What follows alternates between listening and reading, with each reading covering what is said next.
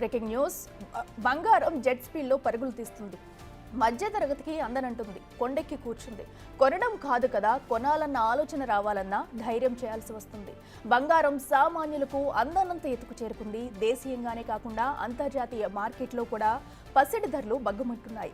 America China మధ్య tariff war పొత్తడిని పరుగుపెట్టిస్తుంది. అంతర్జాతీయ పరిణామాల నేపథ్యంలో బంగారం ధర పైకి ఎగపాకుతుంది. 10 గ్రాముల గోల్డ్ ₹1,00,000 సమీపంలోకి చేరింది. నేడో రేపో ₹1,00,000 తాగడం ఖాయంగా కనిపిస్తుంది.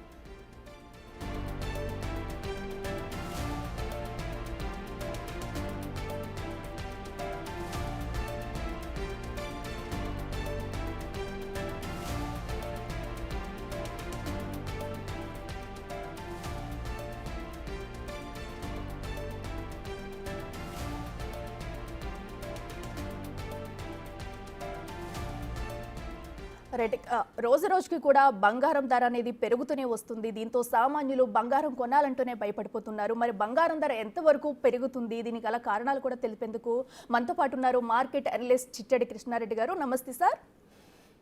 నమస్తే అండి. సార్ నమస్తే అండి. సార్ మనం చూస్తున్నాము, అసలు బంగారం అంటేనే బంగారం ప్రియులు చాలా మంది ఉంటారు. ముఖ్యంగా కూడా ఆడవాళ్ళు బంగారం కొనేందుకు కూడా ఇష్టపడుతూ ఉంటారు. అలాంటిది ఇప్పుడు మన రేట్స్ కనుక చూసుకున్నట్టయితే గత కొన్ని నెలలుగా కూడా బంగారం పైకి ఎగబాకుంది తప్ప ఎక్కడా తగ్గిన దాఖలాలు అయితే లేవు. సో దీనికి అసలు ప్రధాన కారణం ఏంటంటారు?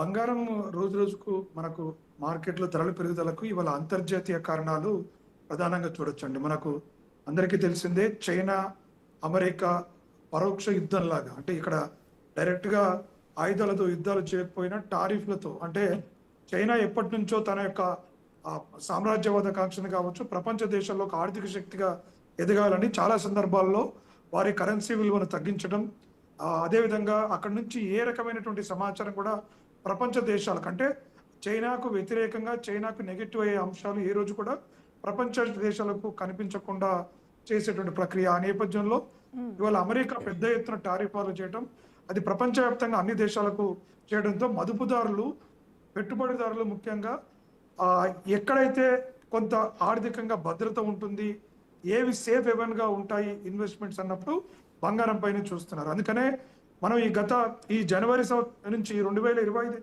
నుంచి చూసుకున్నప్పుడు కూడా దాదాపుగా 18,000కు పైగా పెరిగింది. జనవరి 1 రోజు 79,000 ఉన్నటువంటి బంగారం ఇవాళ దాదాపుగా 98,000 పైగా వెళ్ళింది. అంటే ఇవాళ అనిశ్చితి ఉన్నటువంటి నేపథ్యంలో అమెరికా కూడా ఫెడ్ రిజర్వ్ ఏదైతుందో, అమెరికా సెంట్రల్ బ్యాంక్ అంటాం ఫెడ్ రిజర్వ్ అనేటువంటిది, అది కూడా రాబోయే రోజుల్లో వడ్డీ రేట్లను తగ్గించనుంది. అంటే ఎప్పుడైతే ఫెడ్ రిజర్వ్ బ్యాంక్ అంటే అమెరికా కేంద్ర బ్యాంకు వడ్డీ రేట్లను తగ్గించినప్పుడు ఎవరికైతే సేవింగ్స్ ఉన్నాయో వాళ్ళందరూ కూడా అక్కడ పెద్దగా వడ్డీ రాదు కాబట్టి ప్రత్యామ్నాయంగా బంగారం వైపు వెళ్ళడానికి ఆస్కారం ఉంటుంది. దాని అనుగుణంగానే ఇవాళ చాలా రకాల సంస్థలు కూడా అంచనాలు, ఫోర్కాస్ట్లు చూసుకున్నప్పుడు గోల్డ్మెన్ సాక్స్ ఏంటంటే గత 15 రోజుల క్రితం ఔన్స్ బంగారము 35,000కు 3,500 అవుతుందని పేర్కొన్నది. అది 3,900గా, నిన్న దాదాపు 4,500గా, రాబోయే రోజుల్లో ఒక ఔన్స్ బంగారానికి $4,500, అంటే దాదాపుగా మనకు ఇండియన్ మార్కెట్లో 1,50,000కు పైగా అది చేరుకునే అంచనాలు రాబోయే రోజుల్లో కూడా ఉన్నటువంటి మార్కెట్ సంస్థల అంచనాలు కూడా ఉన్నాయి. ముఖ్య కారణం ఏంటంటే పెట్టుబడులు పెట్టడానికి ఒక ఇండివిజువల్సే కాదు, దేశాలు సైతం బంగారాన్ని ఎక్కువగా కొనడానికి ఆ మార్కెట్లో ఆసక్తి చూపిస్తున్నటువంటి నేపథ్యంలో బంగారపు ధరలు అనేటువంటిది రోజు రోజుకు పైకి పెరిగిపోతూ ఉన్నాయి.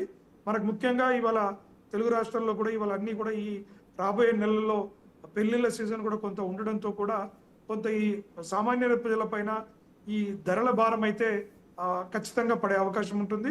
ఇది దేశీయ కారణాలు కాకుండా కేవలం అంతర్జాతీయ కారణాల్లో ఉన్నటువంటి అనిశ్చితి పూర్తిగా ఈ టారిఫ్ల వారు, అమెరికా దాదాపుగా 245% ట్యాక్స్లను పెంచడం, చైనా కూడా మేము ఏమాత్రం తగ్గేది లేదు, భయపడేది లేదు, మేము కూడా మరింత ధీటుగానే సమాధానిస్తాం, అవసరం అనుకుంటే చర్చలు జరపడానికి కూడా మేము సిద్ధంగా ఉందామని చైనా చెప్తున్నప్పటికీ కూడా ఇప్పట్లో ఈ సమస్యలు సద్దుమణిగే అవకాశం అమెరికా దూసుకెళ్తున్న స్పీడ్లో చూస్తేనైతే లేదు. కాబట్టి ఖచ్చితంగా మదుపుదారులు కావచ్చు, గృహ అవసరాలకి, వ్యక్తిగతంగా అవసరాలకు కావచ్చు, దేశ అవసరాల నుంచి, దేశంలో కరెన్సీ విలువను కాపాడుకోవడం కోసం కావచ్చు, మూకమ్మడిగా ఒక్కసారిగా ప్రత్యామ్నాయ పెట్టుబడి బంగారాన్ని చూడడంతో బంగారం ధరలు మనకు పైగా పెరుగుతున్నట్టుగా అయితే సార్ చూడొచ్చు. ప్రధానంగా కూడా అంటే టారిఫ్ల వారు వల్లే ఈ బంగారం పెరుగుతూ వస్తుంది అనుకోవచ్చా? ఎందుకంటే కూడా మనం గత కొన్ని రోజులుగా చేస్తుంటే పెరుగుతుంది తప్ప తగ్గడం అనేది మనం చూస్తున్నాం. భారీగా తగ్గుతున్న బంగారం అంటున్నారు కానీ చాలా తక్కువ మొత్తంలో తగ్గడం అనేది కూడా మనకు కనిపిస్తూ ఉంటుంది. సో ప్రధానంగా ఈ టారిఫ్లు వారి వల్ల ఇది పెరుగుతుంది, ఇది ఇంకా కంటిన్యూ అయ్యే అవకాశం ఉందా? ఖచ్చితంగా అండి. ఎందుకంటే మొన్న కొంచెం ఒక 1 వీక్ తగ్గడానికి కారణం కూడా ఏంటంటే అక్కడ బాండ్స్ లో సేల్స్ పెరగడం కావచ్చు, అమెరికా కూడా ద్రవ్యోల్బణం కావచ్చు తగ్గుముఖం పట్టడంతో కొంత మార్కెట్లలో పాజిటివ్ వైబ్స్ అమెరికా కూడా కొంచెం వెనక్కి తగ్గి లేదంటే టారిఫ్స్ విషయం పునరాలోచన చేస్తుందనేటువంటి న్యూస్ మార్కెట్లో స్ప్రెడ్ అవడంతో కొంత తగ్గుదల కనిపించింది. కానీ ఎప్పుడైతే మళ్ళీ 125% ఉన్న ట్యాక్స్ ని 245 వరకు అమెరికా చేయడం జరిగిందో, ఇది అమెరికా చైనా వాణిజ్య యుద్ధంగానే కాదు, టారిఫ్ల వనే కాదు. ఎందుకంటే ఇవి రెండు కూడా ప్రపంచంలో ఇవాళ అగ్రగామి దేశాలుగా ఉన్నాయి కాబట్టి ప్రపంచ దేశాలు అన్నీ కూడా ఈ టారిఫ్లకి, అంటే అమెరికా కేవలం చైనాతోనే కాకుండా అన్ని దేశాలపైన టారిఫ్లు వేసింది, చైనా పైన పెద్ద ఎత్తున వేస్తుంది. కాబట్టి ఎవరైతే అందుకంటున్నారు ఇవాళ ఓన్లీ పెట్టుబడిదారులు ఇన్వెస్టర్సే కాకుండా దేశాలు సైతం, ఎందుకంటే అమెరికా కూడా ఇంత అగ్రెసివ్ గా వెళ్ళడం ద్వారా డాలర్ ఆధిపత్యం ఎక్కడ ఇబ్బందులకు గురవుతుంది, డాలర్ ఆధిపత్యం కూడా తగ్గిపోయే అవకాశం ఉంది. ఎందుకంటే ఇవాళ ప్రపంచ దేశాలన్నీ కూడా బయోలెటరల్ ట్రేడ్, అంటే ఒక దేశం ఇంకొక దేశంతో నేరుగా వ్యాపార వాణిజ్య ఒప్పందాలు చేసుకొని వారి కరెన్సీలోనే ట్రేడ్ చేసుకోవడానికి అగ్రిమెంట్స్ వెళ్తూ ఉండడం. సో చైనా కూడా ఆర్థికంగా కొంత కుంటుపడే అవకాశం ఉంది అమెరికా వెళ్తున్న విధానాల ద్వారా కావచ్చు. అమెరికా కూడా ఇటువంటి అగ్రెసివ్ విధానాల ద్వారా ఏ మేరకు ఆ అమెరికా కూడా ప్రయోజనాలు చేకూరుతైనటువంటిది మనం వేచి చూడాల్సినటువంటి ఒక అనిశ్చితి వాతావరణం ఉన్నటువంటి నేపథ్యంలో ప్రపంచవ్యాప్తంగా ఒక తెలియని రిసెషన్ లోకి మనము నెట్టివేయబడుతున్నట్టుగా కనబడుతుంది. కాబట్టి ఇటు దేశాలు ఇటు పెట్టుబడిదారులు అందరూ కూడా బంగారంలో పెడితే మనము సేఫ్ గా ఉండొచ్చు, పెద్దగా నష్టాలు అయితే ఉండవు. లాభాలు పెట్టుబడి పెట్టాలనుకున్న వాళ్ళు సార్, పెట్టుబడి పెట్టాలనుకునే వాళ్ళు కానీ లేదా ఎవరి దగ్గర బల్క్ అమౌంట్ ఉంటే, అంటే వేరే దాని మీద కాకుండా అటు ప్లాట్ కానివ్వండి దేని మీద కాకుండా గోల్డ్ మీద పెడితే బెటర్ అంటారు ఇప్పుడు? అంటే గోల్డ్ మీద పెడితే రిటర్న్ ఒక 10% నుంచి అలా రావచ్చు అండి. గోల్డ్ మీద అత్యధిక లాభాలు అయితే రావు.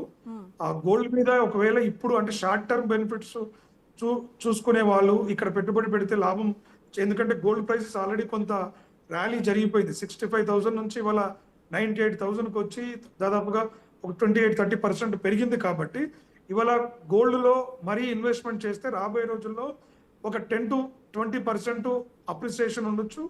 కాబట్టి పెద్దగా రిటర్న్స్ ఉండవు. దీర్ఘకాలంలో పెట్టుబడులు చూసుకున్నప్పుడు రియల్ ఎస్టేట్ కావచ్చు, లేకుంటే మిగతా స్టాక్ మార్కెట్లు కూడా ఇవాళ ఈ అనిశ్చిత నేపథ్యంలో మార్కెట్లు నెగటివ్ గా ట్రేడ్ అవుతున్నా ఒకసారి మార్కెట్లు కరెక్షన్ జరిగిన తర్వాత, అంటే ఈ టారిఫ్ వారు ఏ దేశాలు ఏ విధంగా హ్యాండిల్ చేయబోతున్నాయి, ఏ రకంగా మారబోతున్నాయి అనేటువంటి విషయాలలో ఒక స్పష్టత వస్తే మనకు రాబోయే ఒక నెల రోజుల్లో ఈ ప్రపంచ దేశాల మధ్య ఈ టారిఫ్ వారు ఏ దిశకు ఏ విధంగా టర్న్ అవుతుంది ఒక క్లారిటీ వచ్చిన తర్వాత మళ్ళీ మార్కెట్లు పుంజుకోవడానికి ఆస్కారం ఉంటుంది.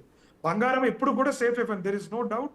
బంగారం మీద పెట్టుబడులు పెడితే దీర్ఘకాలంలో నెగటివ్ రిటర్న్స్ రావని మాత్రం మనం ఖచ్చితంగా చెప్పొచ్చు.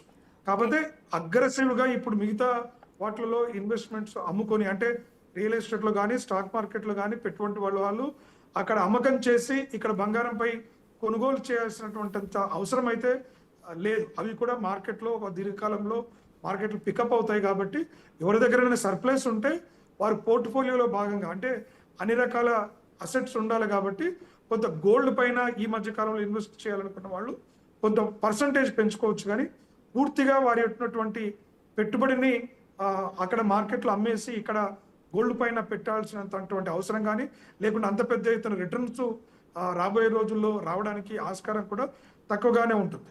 ఓకే, రైట్ కృష్ణారెడ్డి గారు, థ్యాంక్ యూ అండి.